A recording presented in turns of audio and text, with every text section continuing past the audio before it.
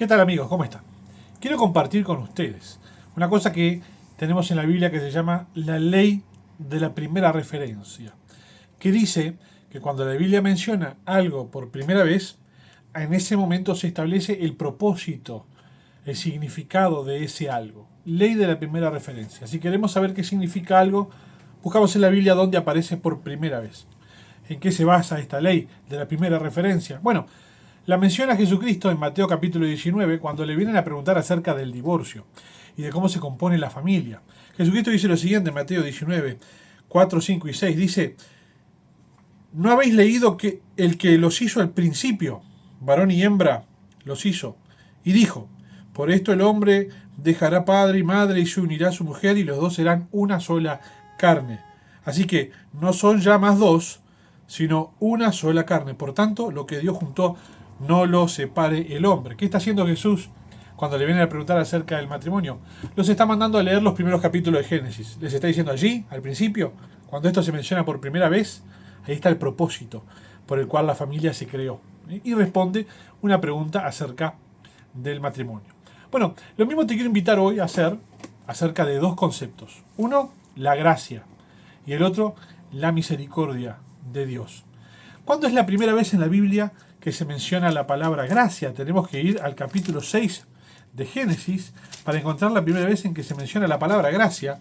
Y está en el versículo 8 del capítulo 6 de Génesis. Dice, pero Noé halló gracia ante los ojos de Dios.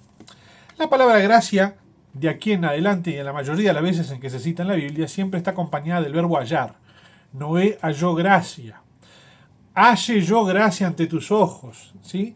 La expresión hallar gracia, encontrar gracia. Es decir, esto significa que uno recibe el favor, el regalo de otra persona sin haber hecho un mérito para lograrlo. En este caso en específico, la Biblia está relatando en el capítulo 6 de Génesis la maldad de los hombres y Dios está estableciendo que va a castigar a los hombres con un diluvio y va a quitar a todos los seres vivos de la tierra, pero Noé halló gracia ante los ojos de Dios.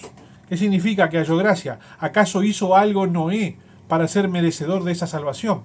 No, ningún hombre hace nada para ser merecedor de la salvación. Nunca la salvación fue por méritos, la salvación siempre fue por gracia. Lo que debe de hacer una persona es estar dispuesto a recibir ese regalo, a recibir esa gracia. Lo que uno debe hacer es tener fe en Dios, ser leal a Dios, y de esa manera entonces Dios nos extiende el regalo de su salvación. ¿Sí?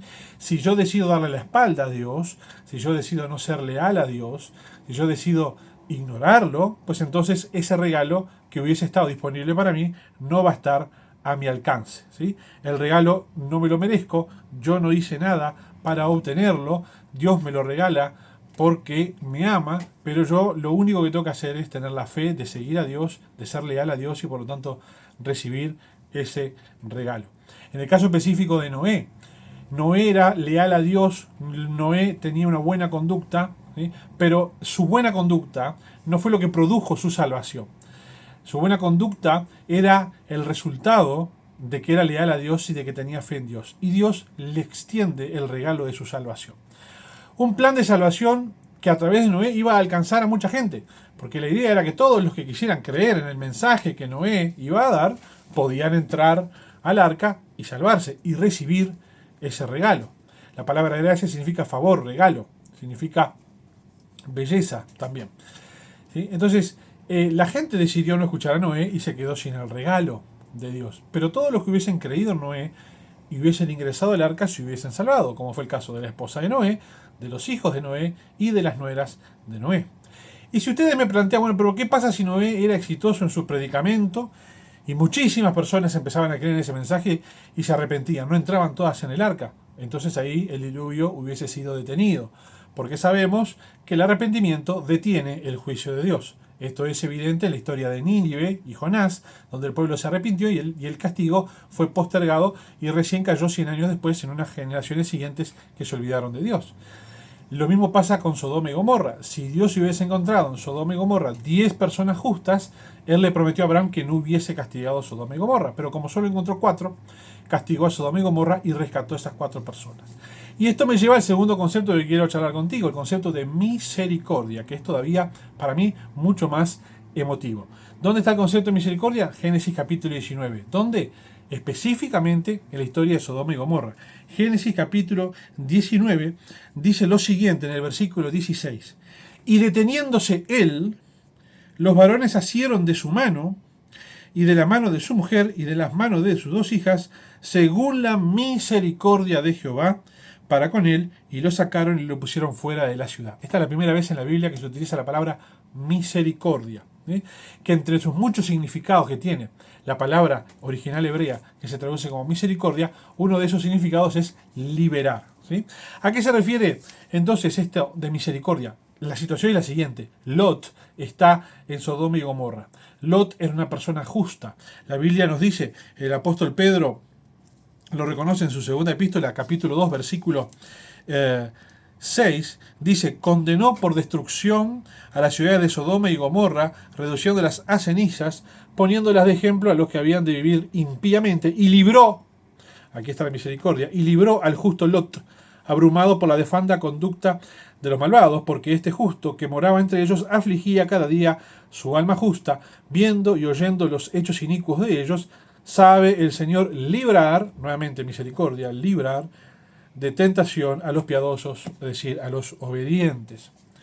Lot está allí en Sodoma y Gomorra, viviendo en esa ciudad llena de maldad. Y Dios envía ángeles para que verifiquen la situación de maldad de la ciudad y por lo tanto ejecuten el juicio. Cuando esos ángeles llegan, las únicas personas justas eran Lot y su familia, a pesar de que estaban abrumados por la maldad que veían y a pesar de que estaban también contaminados con la maldad que los rodeaba. Pero la Biblia dice que hay un momento en el que los varones dicen, bueno, te tenés que ir, Lot, porque va a venir el fuego de Dios sobre esta ciudad se va a prender fuego, no va a quedar nada, tenés que escaparte. ¿Sí? Dios te está dando la oportunidad de librarte del juicio que viene sobre esta ciudad.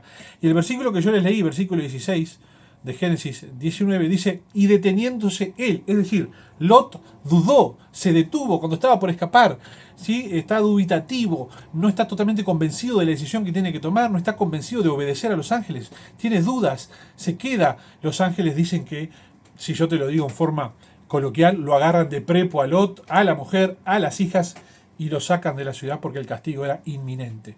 Fíjense qué cosa más maravillosa es la misericordia de Dios, porque no actúa cuando uno está fortalecido en la fe y uno está animado y uno entonces obedece a Dios y hace todo lo que se le manda y es un muy buen cristiano y allá va. No, la misericordia actúa cuando uno está dubitativo, cuando uno no sabe si dar el paso, cuando uno tiene más dudas que fe, cuando uno sabe que tiene que hacer algo, pero no lo hace porque todavía tiene un compromiso, todavía tiene una duda, todavía tiene un apego.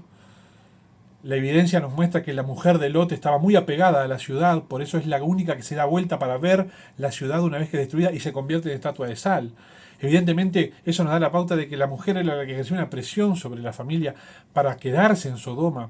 Quizás era la que lo presionaba a Lot para decir, no, no nos vayamos, esta ciudad que tanto nos gusta, que estamos aquí, que vivimos nuestra casa, nuestros negocios, no nos escapemos. Seguramente la mujer de Lot fue la que nunca quiso irse de Ur de los caldeos, la que tampoco quiso irse de Harán, la que después de tanto tiempo vagando por el desierto, una vez que Lot se pelea con Abraham, dice, bueno, sí, dale, vamos de una vez, otra vez, a vivir en una ciudad. Y dice la Biblia que fueron poniendo sus tiendas hacia Sodoma y luego entraron en Sodoma. Seguramente allí fue la mujer de Lot la más apegada a la ciudad y la que arrastraba o presionaba al resto del núcleo familiar. Pero allí está Lot, ¿sí? Que tiene dudas acerca de si obedecer o no la indicación de los ángeles para salvar su vida y la de su familia. Y en ese momento, dubitativo, que no sabe qué hacer, Dios interviene. Dice, si yo no saco a este flaco de acá, la queda. Y este flaco es justo, hay que sacarlo de acá. Entonces la misericordia de Dios es algo que irrumpe en nuestras vidas, aún en nuestros momentos más oscuros, aún en nuestros momentos de mayor duda, aún en nuestros momentos de mayor flaqueza. La misericordia de Dios interviene para salvarnos, para librarnos, para que no recibamos lo que se nos puede estar por venir, para rescatarnos de malas consecuencias. Y esto es lo que tiene de maravilloso la misericordia de Dios, que uno puede estar tranquilo y en paz del cuidado que Dios tiene para nuestras vidas, de que si en algún momento atravesamos una dificultad, atravesamos un momento de oscuridad, atravesamos un momento de duda, si en algún momento atravesamos una circunstancia difícil, desafiante, si en algún momento atravesamos angustia, tristeza, nuestro ánimo decae, y no tenemos fuerzas, no tenemos fuerzas para orar, no tenemos fuerzas para declarar, no tenemos fuerzas para alabar, ni para andar declarando la gloria, la victoria de Dios. Ya. Cuando estamos ahí hechos un trapo, ahí aparece la misericordia de Dios y nos rescata, nos libra. ¿Eh? Y aparece su gracia también para darnos su regalo inmerecido para aquellos que tenemos fe y lealtad hacia Dios. Así que con este mensaje de gracia y con este mensaje de misericordia, es mi deseo saludar a todos los amigos que están viendo este video por las fiestas del final del año 2025.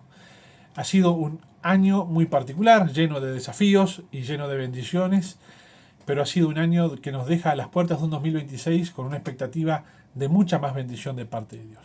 Y es un año donde yo termino orando a Dios de esta manera, pidiéndole que en mis momentos de mayor dificultad Él intervenga y me rescate, y que me siga brindando la gracia que solamente Él puede brindar, que me siga derramando sus bendiciones, que me siga añadiendo sus bendiciones que solamente Él puede dar porque Él es bueno, no porque nosotros hacemos algo para merecerlo. Que el 2026 sea un año lleno de gracia, sea un año lleno de misericordia, sea un año lleno de bendición para tu vida. Que Dios te bendiga y gracias por ver este mensaje.